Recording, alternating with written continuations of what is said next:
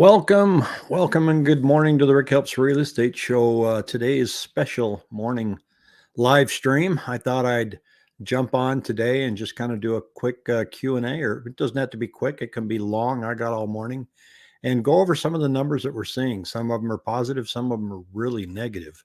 And so we're going to scroll through those and see what's going on, because it's a quickly changing market. Normally real estate moves pretty slow, but it's changing things pretty fast right now. So I like to stay on top of that. And one thing I wanted to share with everybody is this Allied Moving company, their statistics.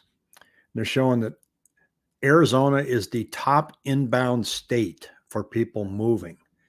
And what surprised me was the top inbound city was Tucson. Top day to move, Tuesday. So then I go back and I look at some of the data behind that, some of this, and this is interesting. So I looked at Tucson, and it says here, moved from Chicago, number 1, Los Angeles, number 2, Denver, and Phoenix. I didn't realize there were that many people moving from Phoenix down to Tucson, and then Seattle and Everett. Now in the Phoenix area, same thing, Chicago, then Seattle. Seattle beat out California. How about that, huh? Portland, Vancouver, Oregon, Anaheim, Orange County, and San Diego. So that's a little surprising that we got more people from the Pacific Northwest than we did from California. But our total inbound is 64.5%, total outbound at 35.5%. And that's 2022. So Illinois is the worst one in the country as far as people bugging out. And California, number 2. So, and Commander Curtis says, well, that does make sense. Tucson is awesome. Yeah, it's pretty cool down there. But usually the Phoenix people don't. There's a rivalry between the Phoenix people and Tucson. Tucson doesn't like Phoenix, and Phoenix people don't like Tucson. It's unusual. I noticed that when I was traveling around the state in my previous career. So, but it does show you what happened to us in 2022 as far as the number of people coming out here. Oh, Terry's bringing up something interesting. Chinese did a great job designing the balloon. I looked at the Hans photos and I couldn't even see the string. I want everybody to know that this show, the Rick Helps Real Estate Studio, is now protected against any compromise from any of our data that we share here, and that we can rest assured that I have taken on all of the preventative measures that I can to protect us from any outside balloons. So I worked all morning on that. All right, what's going on? Here's what I want to do. That balloon thing, I don't know. I don't know what to think about that, but I do know what to think about these numbers. This is the monthly median sales price. And I've got one city on there. I want to start with all of them first. So let me scroll up here and hit all. And we had this tremendous run up right here in 2022. This was a huge spike. Now it was followed by obviously an enormous one here. This is after the pandemic. So, and what's Renee say? Do you think tech layoffs will affect work from home folks? In some states, I don't know so much here. I'm watching it just like anything else, but this run up that we had right here was fast and furious. And then it shows that our prices peaked in May, but in reality, sales peaked before March. And then in March, the rates increased. And so the numbers that you saw from April and May were contracts that were already written and loans that were already locked. And then the wheels fell off the wagon in May and we came flying down. So what do we glean from that information? Well, it's rate driven. So we know now that when we get up above 6.5% to 7%, the party's over. People are out. They've hit the affordability wall. So they walked away. So you can see that we're down. Now there is conversation from a lot of people that is saying, well, I think, and there's some YouTubers out there and, they can be just as right and just as wrong as everybody else. But, they're saying, well, I think values are going to get down to 2019 levels, and that would be right here. I think that's a bit of a statistical stretch. Just because they went up doesn't mean they have to come down. The other thing to watch for too, and we're going to go through some inventory data, is if we do see rate improvements in the next 1 or 2 years, favorable enough to get buyer traffic to increase yet again, and we don't see the inventory numbers increase, then it's going to get a little hectic again. So some of these cities that you see that just got pounded could see a rather quick recovery if that same math plays out. Sales going up, inventory staying flat, and because that's what killed us last time. So if we look at individual cities, let me talk with one that just got absolutely hammered, and we talked about this on the show yesterday, and that is Peoria. So 5 in a van. Hey, all right. So they got hit pretty hard out there. So they hit that peak at 531, and now they're down at a average price of 440. Well, why is that? Well, people were bidding up houses there at more aggressive rate than other parts of the city, as what happened in other outlying areas, such as Queen Creek. And then along came the builders, and they started dumping a bunch of inventory out there and lowering their prices and putting out more incentives for interest rates. And the market responded in kind and came crashing down. Now it's starting to go up.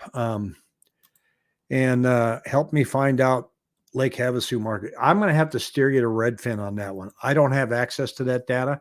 I'm Maricopa County and parts of Pinal. But Lake Havasu, I would say go to Redfin and go to their research tab, and you'll probably find that quite helpful, I hope. So let's scroll down the cities here and see what happened. I'll kind of tell you what I see. And so I'm going to start here with Anthem.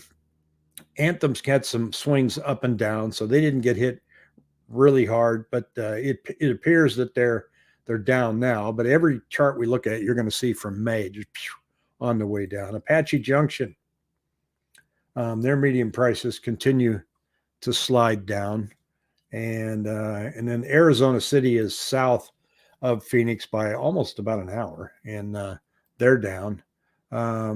Avondale, not too bad. They're faring better than most people. Buckeye. Now I expect Buckeye to be pretty bad.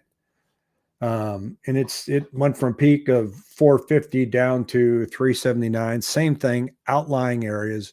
Drive till you qualify. Got a lot of traffic, a lot of building going on out there, and it started getting very, very popular. And Renee says, I was driving through Buckeye this fall, and boy, oh boy, there's new housing construction everywhere, especially condo and townhomes. There's also a lot of rent, build to rent homes out there too, Renee. But this chart tells the story. It's getting kind of saturated. And then Carefree seems to be, and these high-end markets do this. It looks like my EKG, just boom, boom, boom, boom. And so that, you can't glean a lot of data from that. Casa Grande, it's not Casa Grande, it's Casa Grande. They've come down as well. Cave Creek, this will be considered kind of high-end. So they went from 730,000 to 1 million on average sales. Doesn't take much to throw those numbers off. Chandler seems to be faring okay. 565,000 to 485,000. I'm going to share some Cromford data here in just a couple minutes and show you that what cities are improving for sellers and how these numbers are kind of starting to turn around a little bit. Congress, I got to be honest, I don't even know where Congress is, but their prices are good. So Coolidge down south here. Let's see. They came down from 337 to 287. Cordish Junction. Maybe they don't want to show us anything about Cordish Junction. That's because I didn't click it. Here we go. Nothing there. They might have sold one house. Let's see. Desert Hills. Again, kind of flat. El Mirage, peak 415, bottom 348. That's a big hit. Eloy, Um, Thanks, Jay Shalant. I appreciate it. Eloy is, let's see here, not too bad. They kind of bounce around. They don't have a lot of sales out there. Florence, I would expect the same thing here. And actually, they came down pretty hard, 400 to 309. So some of you outlying areas, you've had your crash. It's there. Fountain Hills. Fountain Hills is again volatile. Goes up and down, up and down. 700,000 median here down to 550,000. Normally in January, their sales start to pick up, but it's unusual this year. It's not. Snowbirds show up and away you go. Here's Gilbert. Gilbert went from a peak of 625 down to 525. That's 100,000 off the average. And again, if you take a look at, are we going to get down to 2019? And that would be right here. I kind of doubt it, folks. I just don't see that happening. Glendale, look at that little tiny recovery coming along. Gold Canyon, pretty much snowbird country out there, up and down, up and down. Goodyear, peak of 545 and a low down here of 476. Not bad, not bad. Levine, sometimes I click these boxes and they don't want to cooperate. Levine, 500 down to 417. That's a pretty hefty hit, folks. That is. Litchfield Park. And you can see that it went down and it's kind of starting on its way back up. It's not too bad. We're at 588. Now we're at 462. I guess that would be bad if you're holding. And if you're not planning on moving, wouldn't lose any sleep over these numbers. Maricopa was 413 and now they're down to 344. Maricopa is one of those towns where, again, new construction really had an impact on the resale market. And Mesa, let's see, 454 to 393. That's not as 399. That's not as bad as what we've seen in other parts of the valley here. Let's see. Let's go to the high end here, Paradise Valley. And again, looks like my EKG. We already touched on Peoria. Let's look at Phoenix here. Phoenix went from 450 to 393. Now, Phoenix is going to have a lot of condos and townhomes mixed in on that. And for this exercise, I'm not going to break through those. Queen Creek, where are we at here? 537, scooping back up a little bit here to 454. They have a lot of new construction out there as well. And Scottsdale, somebody asked me yesterday if I cover this and I forgot. 865 to 749. Scottsdale seems to be holding their own pretty good. And then here's the curious one. I'm going to lump these together. Sun City West. And they are faring okay, 360 to 319. That's not bad. Just remember that when you're looking at these charts, that this was quite the anomaly right here. It ran up the first part from January to the beginning of March. It just took off. And you could look at it and say, this is absolutely not sustainable. And Sun Lakes, I think we're seeing some of the similar numbers here. They hit this peak of 505 and 410, but the volume was so low. So when you're seeing these numbers, keep in mind that there were hardly any sales even at the peak in Sun Lakes. They were very tiny. Running at altitude, I'm going to get to your question here in just a moment. So Superior, let's look at Tempe. Tempe came in at 523 and they're climbing back up now at 430. They went from 407 to 430. And Tolleson is peak of 450 down to 389. And yeah, that pretty much wraps up what we're seeing down here in the metro area. Let me jump to a couple questions here real quick. The 202 and the 101. That's down by the mall. I'm very surprised, when Nordstrom's closed at that mall, to see that huge sporting goods store that they're building. You get a chance, swing by there. It's enormous. That whole area from there in the Price corridor is continuing to grow. And as people are supporting Intel, and you've got all those satellite companies down there. Wells Fargo's big building. That area and around by the mall, a lot of people are very attracted to that school district as well. I think the zip code is 85226, one of the most popular school districts around. And the prices are not out of control in that immediate area. So I think it's going to continue to do well. Peter here says Scottsdale there shows the limitations of the Cromford Index because according to CMI, Scottsdale has been a seller's market the entire time, yet prices still fell a meaningful amount. Yeah, that's an interesting, and we're going to look at that in just a moment here. That's an interesting thing to point out, even though the CMI, but remember though, the CMI, which Cromford Market Index, got up to like 500. And then it went from 500 to 120. So of course there's going to be some pricing adjustments in that because 500 is nuts. So we went from 300 miles an hour to 90, and it's still a decent time to sell your home in Scottsdale and get a good price when you want to compare it to 2019, 2021. But in comparison to that short spike that I showed you in January, it's pretty aggressive. But here's the inventory story again, showing here that our weekly listings are hanging at 15,000. Now that's considerably higher than what we saw down here in 2022. And that's why prices went up so much.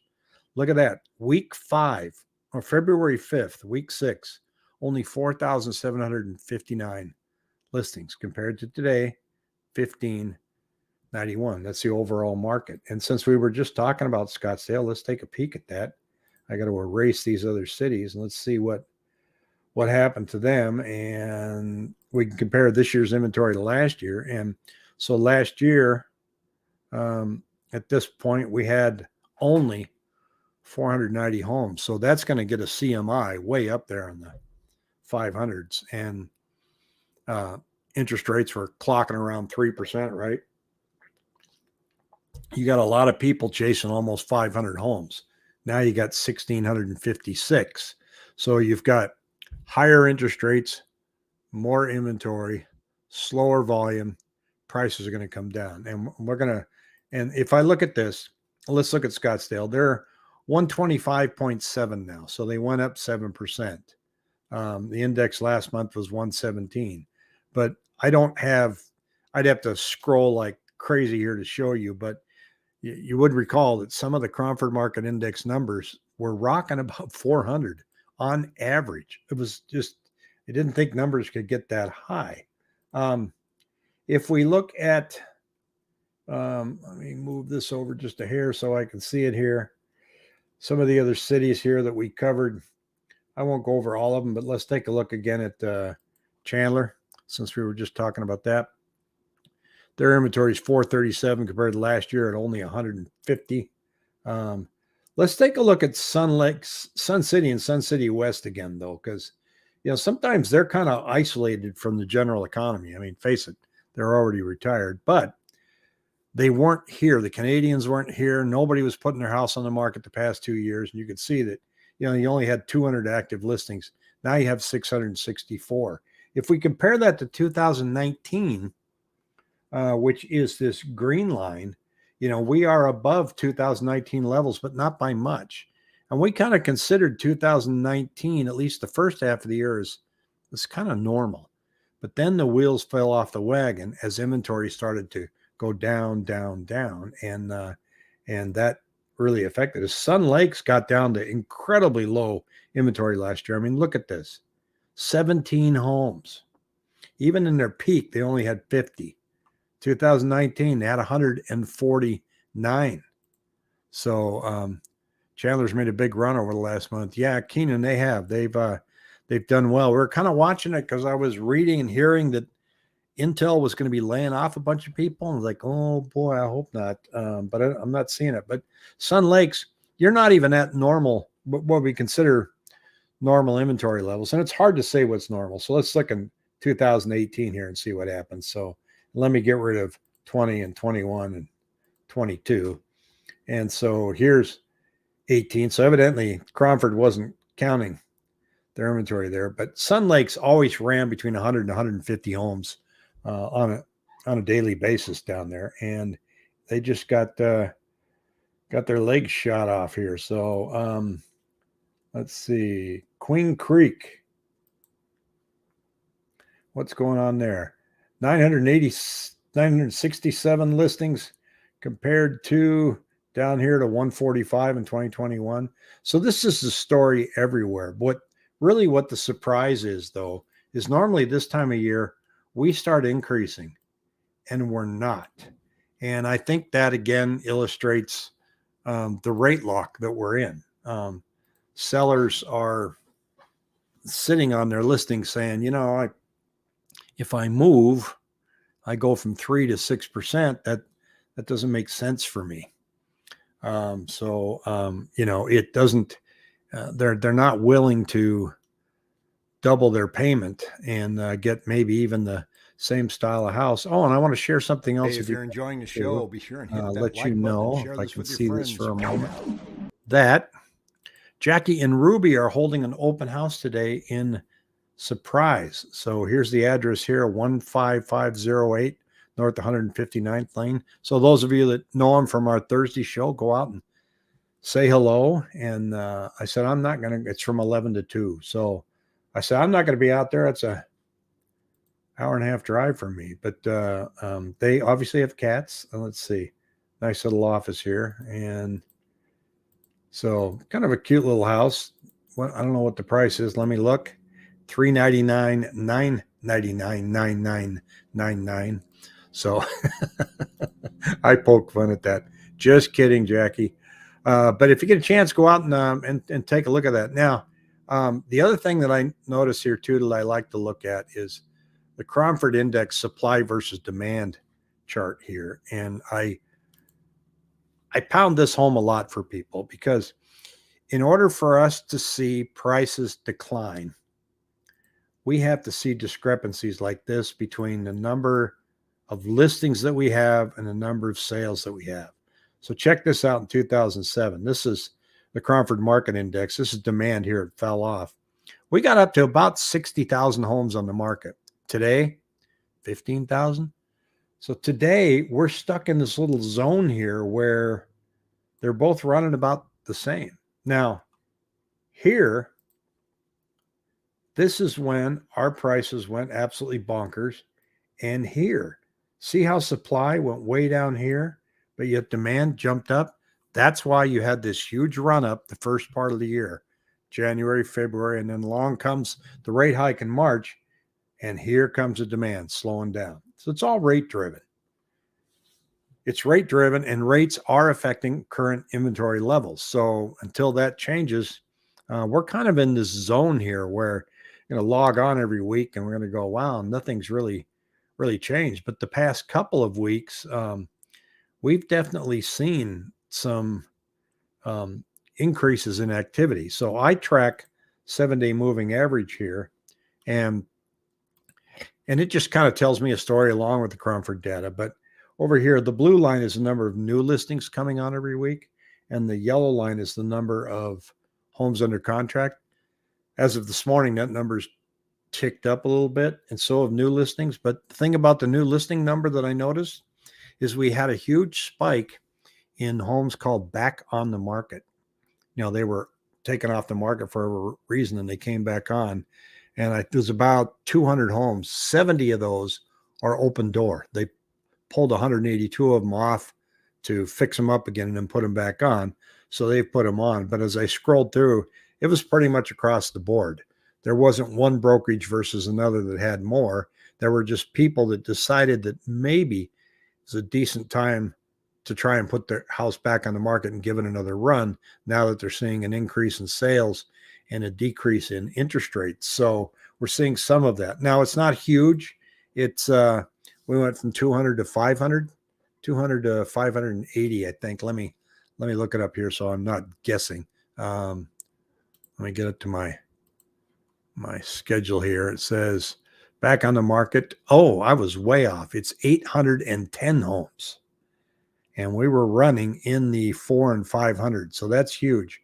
Price changes went up a little bit. Price reductions 36.51 versus we were running about 32.34. And expireds did not spike like we saw last month. Expireds are only sitting at 583. So let's see. Nope, I thought that was a new comment. It's not. So anyway, if there's anything else you guys want to see, hit me up, let me know. And I think the other thing that I like to look at too is closings over list prices and seller paid closing concessions. This is the hot button right now. Starting to come down a little bit. We're running about 50%, and the average concession is about $10,000. People are using it for rate buy down. Stephanie's asking, are we seeing signs of multiple offers and seller concessions waning or evaporating, or contingency sale not considering? Well, great question, Stephanie. I got an answer for each one of those. Contingencies have increased. Contingency is, I want to buy your house right after I sell my house. And since sales are kind of slow, contingencies are now getting more attention. There's more contracts being accepted that way. In fact, right now, we have 1,047. That was running about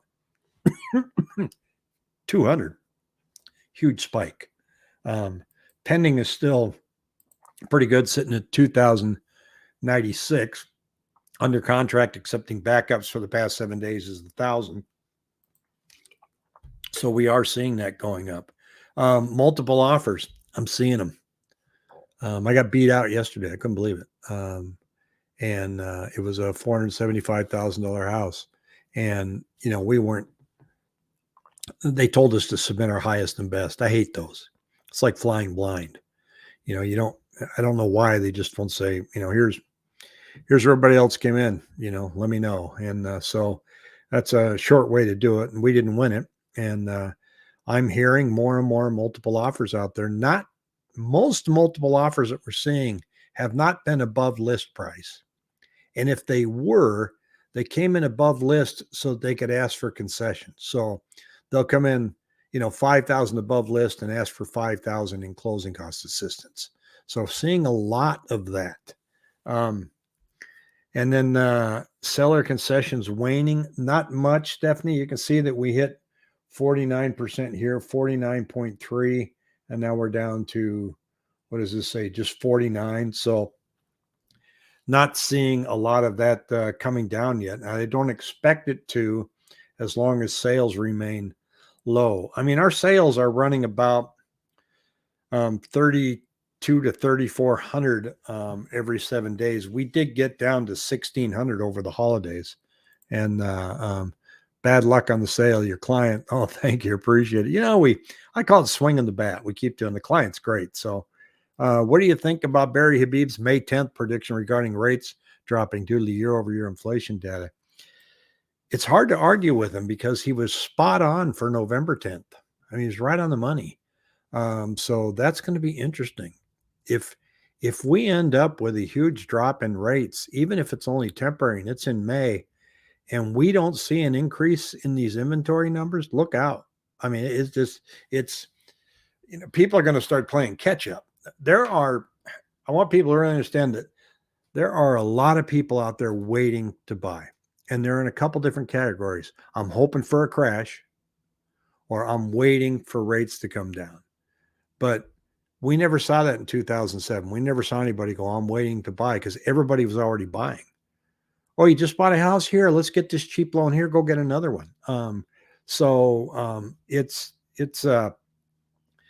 There is a lot of pent up demand. And we saw that when rates got down to 5.5% in July, that our August closings went up. So we already know if rates go down, sales are going to pick up. And if Barry's right on May 10th, watch out. List your home immediately. I'd be pissed off if I found out I missed the highest and best offer by 1,000. Yeah, that's where my head's at. And, maybe there's a reason they didn't share it for me, but we had a hard ceiling, and we went up probably more than what we kind of thought we wanted to. So I don't feel too bad about it. But it's rough. Let's see. Mom, Flagstaff homes are dropping 3 to 5%. However, rates dropping will pause this downturn. let's see, we're waiting, just like a lot of my friends who sold. You know, that moving data here shows, let me show you what's going on in Flagstaff here. Where are they coming from? Flagstaff's got people coming from San Diego, number one, Chicago, number two, Santa Barbara, Santa Maria. I couldn't leave Santa Barbara for Flagstaff. Love you up there, but I love Santa Barbara. Washington, D.C., isn't that a surprise? What makes people from Washington, D.C. choose Flagstaff? Interesting. And then, of course, Los Angeles, Long Beach, Santa Ana. But Washington, D.C., I don't know how big these numbers are. Maybe it's 10 people, but that's where they're moving from when they're going to the Flagstaff. And Flagstaff's like let's see, what city are they ranking here? Top inbound cities. They're not showing up in the top 5. So top month to move, June. Not here, folks. You don't want to move. You definitely don't want to move in July. People do. It's hot. And, I hope you have good friends to help you move, because it's a terrible time to be packing up and get ready to go. Interesting factoid on the moves. It is. It's a lot of fun to look at that. Well, hopefully I'm coming out with some more information tomorrow night. Be sure and watch that. Do me a favor and click the like button, and it tells YouTube that I didn't screw up. And I appreciate it. So everybody have a great weekend. Hopefully I'll see you on Sunday night. Take care.